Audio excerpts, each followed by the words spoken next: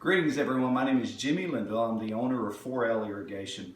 We get a lot of calls about valves, and so today I want to do a video about valves. And one of the things, I try to give people an idea of the cost when they call. And one of the things I tell them once I hear the symptoms that they're talking about and decide that it could be a valve, and those symptoms are things like a single zone is barely letting out water when I turn it on, or the single zone is not letting out any water at all, or a single zone is running all the time, or a single zone is leaking all the time. Those are all good indications that we may have an issue with the valve.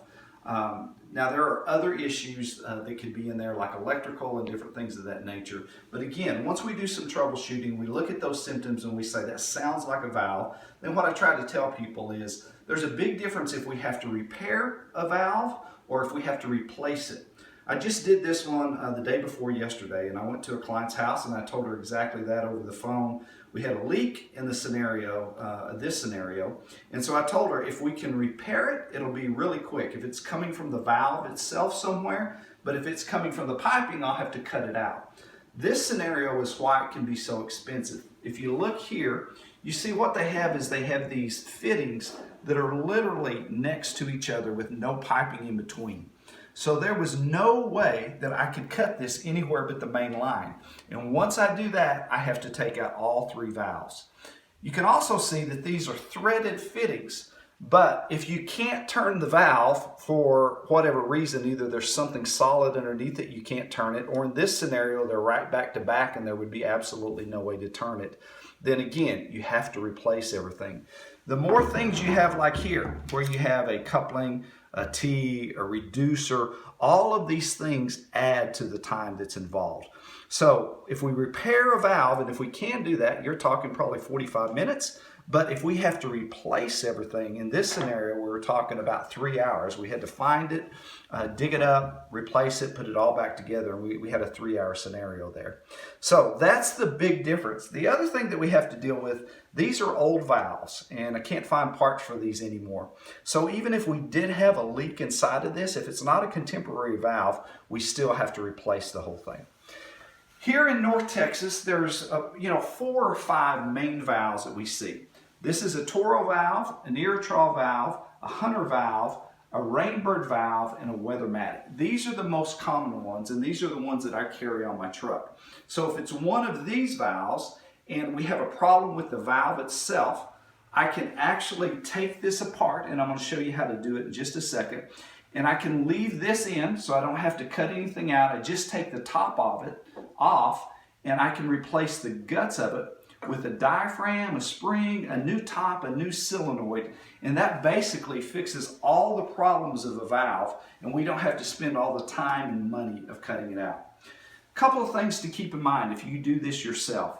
One is some of these will go on anyway. Like for instance, I can put this diaphragm on, and no matter how I put it on, it's going to be okay. All the rest of these, though, they have to be put on a certain way. The Irritrol has a little tip on it that has to go right here to where this solenoid sits. And that has to go that way.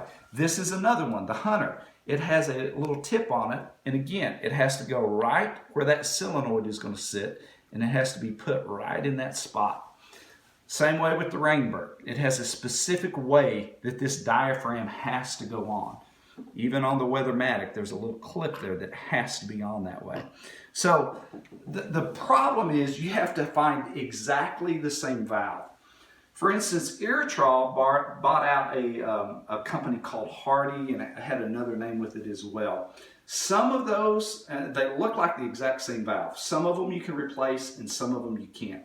But if any of these parts are different, then you have to cut it out and replace the whole thing.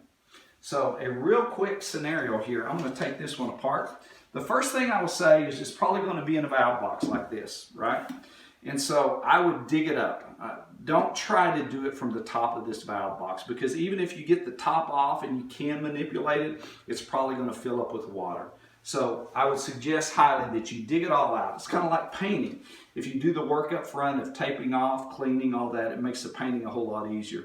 In this scenario, you don't want all the dirt and the junk to go back into the valve. So the first thing, dig it up, get it all clear where you have plenty of room to work.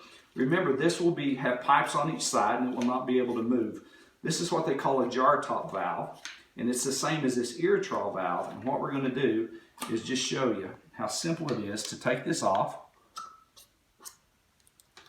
Take all of this out, assuming that if it's the spring that's bad, if it's the diaphragm, which it usually is, or if it's the solenoid, any of those scenarios, we can take those out. And then we just put everything new from this one back into it. Put the ring back in place. There's not a specific way that has to go. In this scenario, the spring is in between this up here, so I don't even have to do that. And I just simply put it back together, screw it down hand tight. And now we have just repaired that valve. And so any of those symptoms that we talked about should be fixed. Couple things to keep in mind. One, have a piece of wire, and wherever this diaphragm is, and it's allowing the water to come in from that solenoid, just put that wire in and make sure that there's no debris in there, because sometimes that can do it. Each one of these has a place that you can do it, right? And this one would actually be in the top of this. Just make sure that nothing's getting it clogged up. That's one tool you want to have. The other scenario that you want to have, if it's screws, I always use an impact wrench. You can use a screwdriver, but once you strip those out, then you're forced either to go get a little out kit like this, which takes out strict screws. So that's what I've done, just in case that happens. Or again, you have to cut it out. So have the right tools. I have an extension, I have a nut driver for the different sizes, and that makes it so much easier. So again, this is a pretty simple process, as you saw, but there's a lot of variance in the type of valves. This is something that a homeowner can do very easily, and you can save yourself a lot of time and money. Just do it the right way. Get it dug out. Make sure that there's not going to be dirt and things going back into it.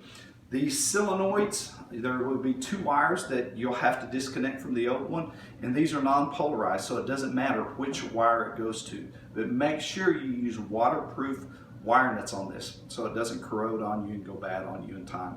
And that's really it. A pretty simple scenario,